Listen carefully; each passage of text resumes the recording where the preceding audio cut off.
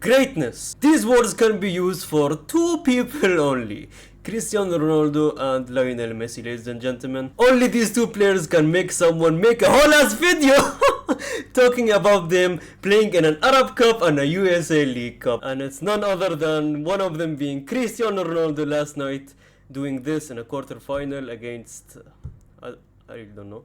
But anyways, look at this shot. Oof, beautiful.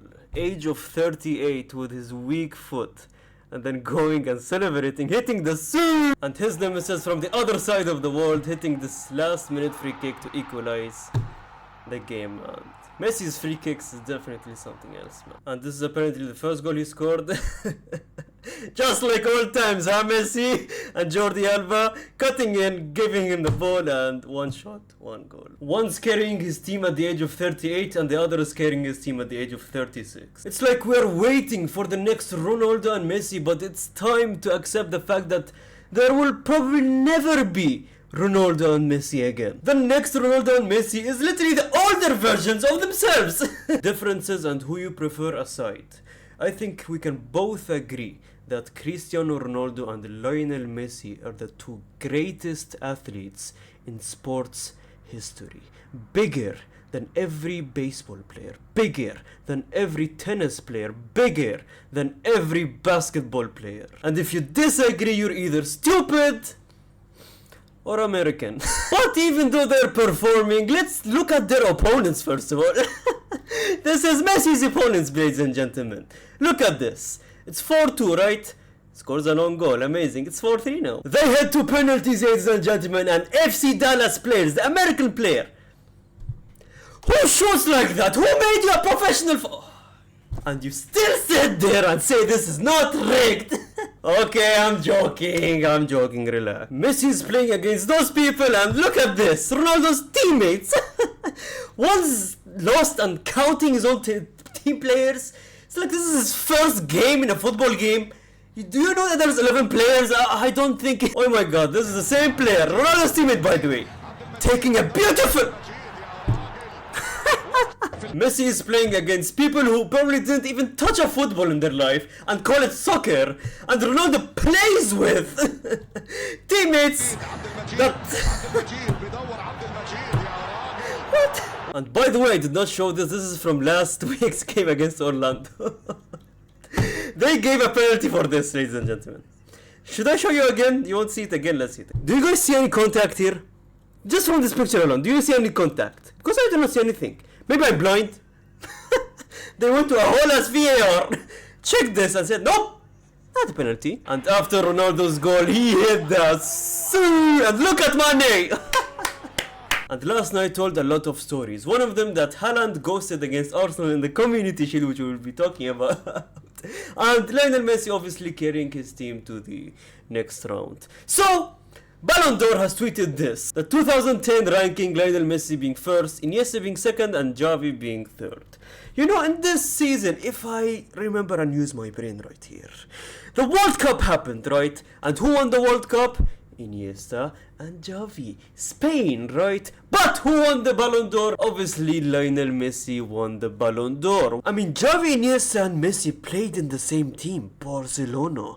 And Xavi, Iniesta and Messi won the same amount of trophies. And Xavi and Iniesta probably contributed in every Messi's goal that year. And on top of all of this, Xavi and Iniesta won the World Cup? But the Ballon d'Or still went to Messi. But we move to the year 2023. Every argument about why Messi should win the Ballon d'Or over Haaland is what? He has a World Cup! He did it in the biggest stage of them all. The World Cup determines who wins the Ballon d'Or, right? But where was Iniesta and Xavi's Ballon d'Or, you ask?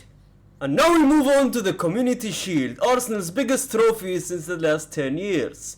So, Declan Rice, ladies and gentlemen, has more trophies than Harry Kane. His last 2 games he has played in, he won the Conference League title and this dinner plate right here. Arsenal fans, relax. It's a dinner plate for the love of God. They're out here saying 1 down, 5 more to go. But 5 what to go? Bottling. But respect to Arsenal, man. You will always be one of the greatest teams in football history. in friendlies. And before the game, Manchester City fans, which is not a lot, said this: am I the only one who thinks 23 Man City would walk all over 16-17 Real Madrid? One Champions League and the delusion has started. Your team couldn't beat Arsenal! Sit down!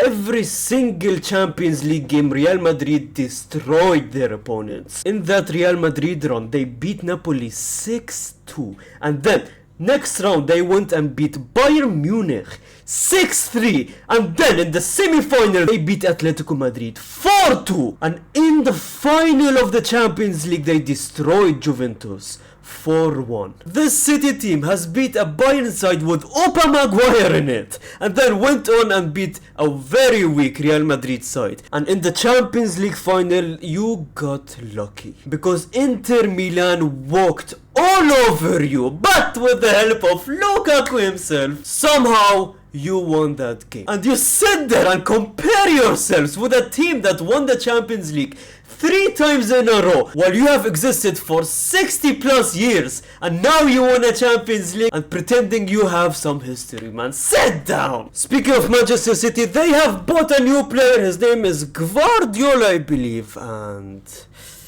wait, this face looks very familiar. Oh, wait a second. Guardiola, this you? Isn't he the same guy that got destroyed by a 36-year-old Messi? And he's here signing something. Oh my god.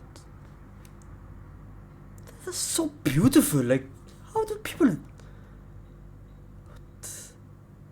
I mean, is it good? It's perfect! Man, I don't understand how people have such beautiful and elegant signatures. Am I the only one with a terrible signature? It's like my granddad's, my father's, like they have such elegant signatures. And then there's mine. I'm so embarrassed to even show this. The hell is this? I literally just write my name and just add a zigzag, as if it will make it any fancier or anything. In reality, it's just my name and a line chart of Manchester United's form for the past 10 years. And let's not forget the league that Messi plays in. They have unreal ball knowledge. It is embarrassing. And look, part of me wants to be defensive of the MLS while the MLS plays no defense. Because Leo Messi has done this everywhere. He did this in the Premier League. He did this in La Liga. He's done this in France. He can do it. Yeah, Lionel Messi definitely paid for Premier League, yeah? Oh god, this guy just embarrassed us! It's like he's going at Messi, right? And Ronaldo fans are so happy! We're ready to take this guy in, part of being a Ronaldo fan. And then he says stuff like this. Oh my... What do you play? Counter-Strike. Oh. Do you know Face Clan? I know Face Clan. Yeah, we're partnered with Face Clan. Yeah? Yeah. So the CS Counter-Strike team are going to come here soon. Of course I know Face Clan. It's United's new signing. So you're telling me our team has a 4 times Champions League winner, a World Cup winner, Rafael Varane, and on his side we have Lisandro Martinez, the winner of the World Cup. 2 World Cup winning amazing defenders, and you have Manchester City signing a Counter-Strike streamer for Face. That also got destroyed by a 36-year-old Lionel Messi in the biggest stage of them. I bet you cannot show me a clip of Messi destroying Lisandro Martinez. I'll be waiting. Ending it there. Thank you guys for watching. I believe I uncovered most things that happened this week, and a huge shout out to 2 bros, Luxon Bulia, Lionel Rafi, and Ki Kong 90. Thank you guys for watching. See you next episode, and gracias.